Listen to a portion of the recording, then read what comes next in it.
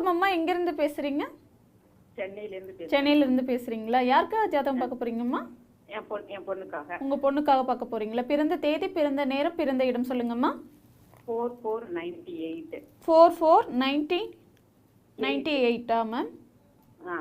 பிறந்த நேரம் PM 11:58 PM. 11:58 PM. PM. கொஞ்சம் சவுண்டா பேசுங்கம்மா. பிறந்த இடம் தஞ்சாவூர். தஞ்சாவூர். ராசி, நட்சத்திரம், லக்னம் சொல்லுங்கம்மா. புனர்பூசம் கடகராசி. கடகராசி, புனர்பூச நட்சத்திரம், தனுசு லக்னம். தனுசு லக்னம். என்ன கேள்வி கேட்கணுமா?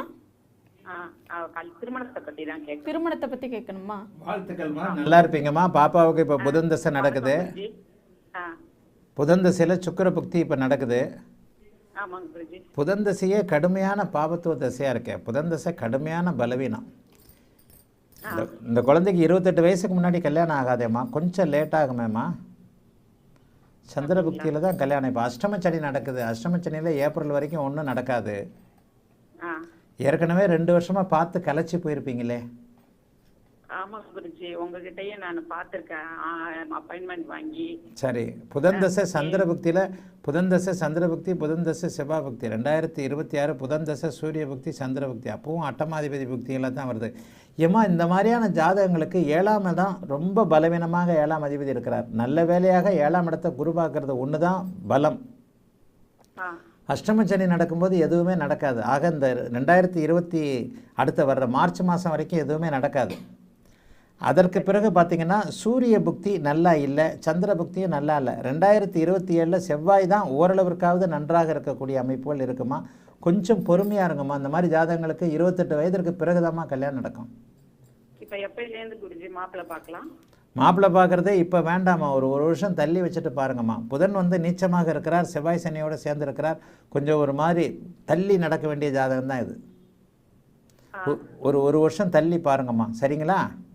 இன்னும் ஒரு வருஷம் தள்ளி. ஆமாம், ஒரு வருஷம் தள்ளி பாருங்கம்மா. எப்போ மாப்பிள்ளை தெரிய வரும் குருஜி? 2027 இந்த பெண்ணுக்கு திருமணம் ஆக வேண்டும் அப்படிங்கிறது விதி. இப்போ புதன் தசை சந்திர புக்தி கூட சந்திரனும் அட்டமாதிபதியாக தான் இருக்கிறார். ஏமா சில நேரங்களில் தாமத திருமணம் உண்மையிலே நல்லதுமா. ஊர் என்ன சொல்லுது, உலகம் என்ன சொல்லுது, சொந்தக்காரங்க என்ன சொல்கிறதுன்றதெல்லாம் பார்த்துக்கிட்டு இருக்க முடியாது. இந்த மாதிரியான ஜாதகங்களில் தாமத திருமணம் நல்ல வாழ்க்கை. புதன் 7ஆம் அதிபதியாகி செவ்வாய் சனியோடு தானும் நீச்சமாகி கடுமையான அமைப்பில் இருக்கக்கூடிய ஒரு ஜாதகம். குருவும் சனியும் பரிவர்த்தனை ஆனதுனால தான் புதன் வந்து நீச்சபங்கத்தை அடைகிறாரு. 7ஆம் இடம் வலுத்திருக்கிறதுனால அட்டமாதிபதி புக்தி முடியட்டும். 5ஆம் அதிபதியுடைய செவ்வாய் தசையில் தான் ஓரளவுக்கு திருமண அமைப்புகள். ஏன்னா ராசிக்கு யோகாதிபதியாகி லக்னத்திற்கும் யோகாதிபதியான செவ்வாய் தான் திருமணத்தை கொடுக்கக்கூடியவராக வருவார். 12ஆம் அதிபதியாகி தாம்பத்திய சுகத்தை கொடுக்கக்கூடிய செவ்வாய் தான். 2027 தான் கல்யாணம் ஆகும். கொஞ்சம் பொறுமையாக ஒரு வருஷம் கழித்து 1.5 வருஷம் கழித்து மாப்பிள்ளை பாருங்கம்மா, சரிங்களா? திருமண வாழ்க்கை நல்லா இருக்கும். திருமண வாழ்க்கை நல்லா இருக்குமா, அது உண்மையை சொல்கிறேன். 7ஆம் இடத்தை குரு பார்த்துட்டாலே இப்போ இந்த மாதிரியான ஒரு லைவில் ஒரு முறையான ஜோதிடத்தை பதில் கேட்க முடிகிறதே ஒரு பெரிய விஷயமா. இல்லைன்னா டக்கு டக்குன்னு ஏதாவது ஒன்று நடந்து கிடந்து கல்யாண அமைப்புகள் நல்லா இருக்காது. இப்போ சூரியனும் பாபத்துவம், அடுத்து அட்டமாதிபத்திய அமைப்பு அப்படின்னு சொல்லப்படக்கூடிய சந்திரனும் வலுவாக இல்லை. ஆக 12ஆம் அதிபதியாகிய தாம்பத்திய சுகத்தை கொடுக்கக்கூடிய செவ்வாய் புக்தியில் தான் அந்த பொண்ணுக்கு கல்யாணம் ஆகணும். ஒரு வருஷம் பொறுங்க, ஒரு வருஷம் கழித்து மெதுவாக மாப்பிள்ளை பார்க்க ஆரம்பிங்க, டக்குன்னு முடியுமா. வாழ்த்துக்கள்மா, நல்லா இருப்பீங்கம்மா. அழைத்ததற்கு நன்றி அம்மா. வணக்கம்.